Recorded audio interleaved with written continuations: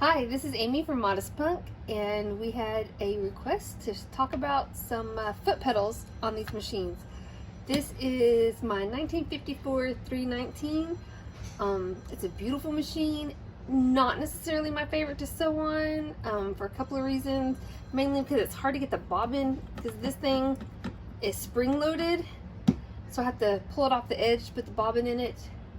And it takes shorter needles. Out of all of my machines, this is the only one that takes a different kind of needle. I have needles for it, but in the course of things, I pull this out when I just want to have some fun, not for my everyday sewing. It's really cool because it has these built-in stitches right here, and the cams sit on the outside. It also has the needle control and the zigzag, same as the other Singer that I showed you, the black one in the last video. They stopped making these because women were getting their hair caught in all these gears and these little levers here, and they only made these for a short period of time, so it's not a very common machine, and I love it. Plus it's this fabulous green, so there's that. But we're here to talk about foot pedals. So the first thing I want to talk about is the way a foot pedal works. It's essentially a potentiometer. It's like the volume in your radio in your car. This little thing here, when you press the pedal down, it comes across these resistors here, and that's what makes it go slow and then speed up and then go fast, because the resistors actually are variable. And then you have this big one here for full speed. Now, these do get worn out. Sometimes you get an older machine and it kind of doesn't slowly start, it just jump starts, and that's because these ones that are set for slow are worn. You can tell, I don't know if you can see on the screen here, but the copper is worn away in places. So sometimes, like the very slow, it doesn't work because it's not making contact or enough contact. These can be replaced, they can be fixed. I don't think I feel comfortable talking about that in a video because it is electricity and I don't want to screw you up or cause any issues. But they're just potentiometers. They're really easy. This one is the foot pedal for my my Granny Edith machine that we've shown before in the other videos. That is one of my favorite machines, and I told you before it was for knees. So in the cabinet that it was mounted like this, and then your knee came and pushed on it, but it's still just a foot pedal. So I just turn it around like this and just use it for my foot. That's all I do. Now, back here, I have the foot pedal open for my Singer Touch and Sew. It's a different kind of, it's dusty. It's a different kind of potentiometer, but same thing. This is a spring and a plunger, and as you push down inside here, it's making different kinds of contact from slow to fast. And these also can get worn out. And a lot of these Singers, they're universal parts. Another thing that happens with these feet, because people throw them around, they throw them in boxes, they toss them on shelves and tables and this, that, and the other. They get kicked around, whatever. Sometimes these connections here, they get loose. And sometimes when you shake them, you can hear it rattling around. So pop open it, don't be afraid. On the bottom, this one had a little, it's my dog barking. This one had a little cover that we popped off, and it had some screws, and we were able to open it. It does get obviously very dusty inside there, and you can just make sure that these connections are tight. It's easier to see the connections on this one here. They're here, and you can see that we've actually had to replace this one. The other thing, because I wasn't too clear on the question, is the way that these are connected. So when I say some of these are universal, that has to do with the connection. This is a 3-prong connection. Some of them have a different configuration, but the voltage should all be the same. So they'll work in different machines. My Touch and Sews, I have a favorite pedal, and that sounds stupid, but the springs are set just right, and I'm used to it, and I like the way it works. So I just take that pedal and I put it in all the other machines. So you have a cord going down to the pedal and a cord going to the outlet, and then this one plugs into your machine. So you have power coming into the machine and power going to the foot.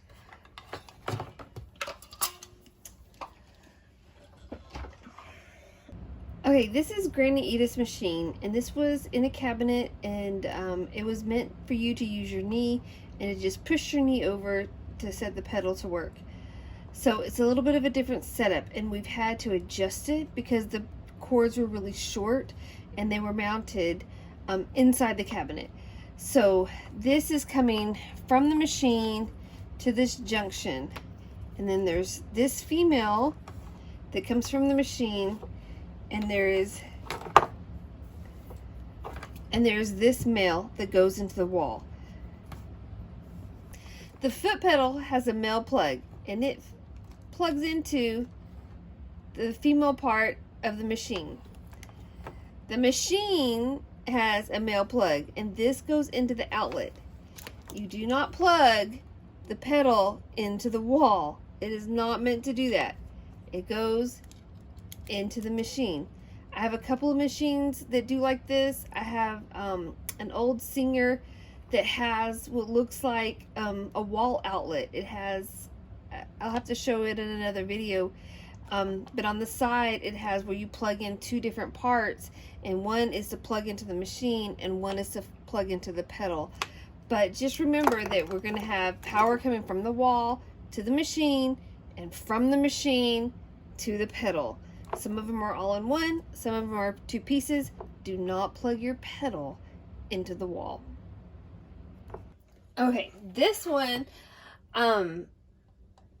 is a different style. It's a little button. It works the same way. They're all the same. This is a little rest to put your foot, and this controls the speed. Now, another thing I want to talk about as we're talking about pedals for this sewing machine, or any sewing machine, is just because there is no light doesn't mean it's not on. It's on. So be really careful around with the kids running around and thinking that the machines are not on, and if they're plugged in, they have power and they're running. There's no on and off switch. It's either plugged in or it's not plugged in.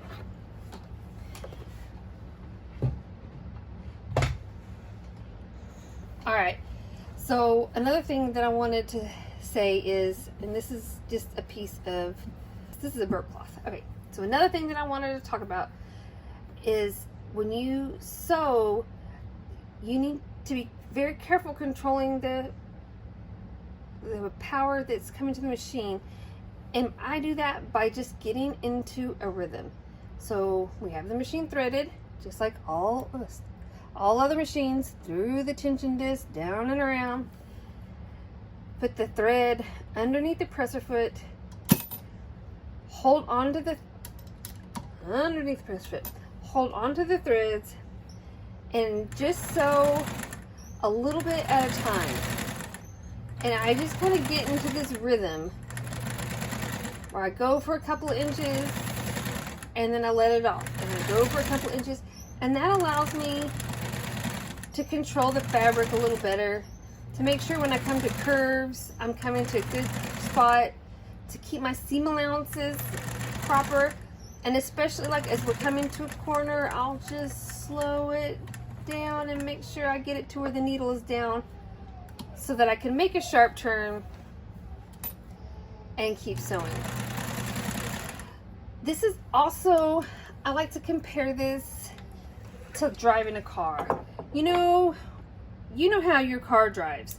You know how it accelerates, you know how it brakes. And then you get into your mom's car or your husband's car and you stop short and you start fast. It's the same thing with these machines. You're gonna get the feel for it. I have some machines that I've used so long and I love so much and I just use all the time, that I can tell by sound and feel to stop with the needle down without one of those fancy machines with the needle down position.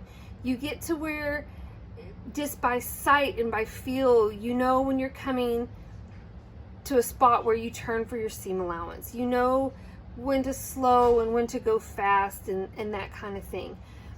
On some of these older machines also, just talking about speed, when you use the cams, you have to keep a consistent speed.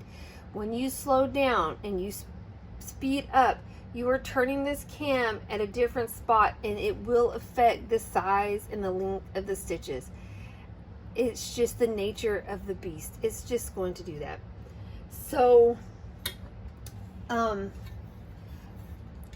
that's all I know to talk about. Just these potentiometers, they're making contact with their little resistors here, going slow to fast. If it's stuttering, clean these out. This is electricity. This is electrical work. These are resistors. This is the current coming through it. So make sure you keep them dust free. Blow them out with your blower. I use my husband's air compressor because he has one and it's my privilege to use one. And yeah, make sure your connections are good, your wires are good. And if you have any questions, just ask, leave a comment. Make sure you subscribe to our channel. Make sure you like us at Facebook on Modest Punk. Check out our fabrics, check out our shirts, our tie-dye goods, and we'll see you next time. Thanks a lot.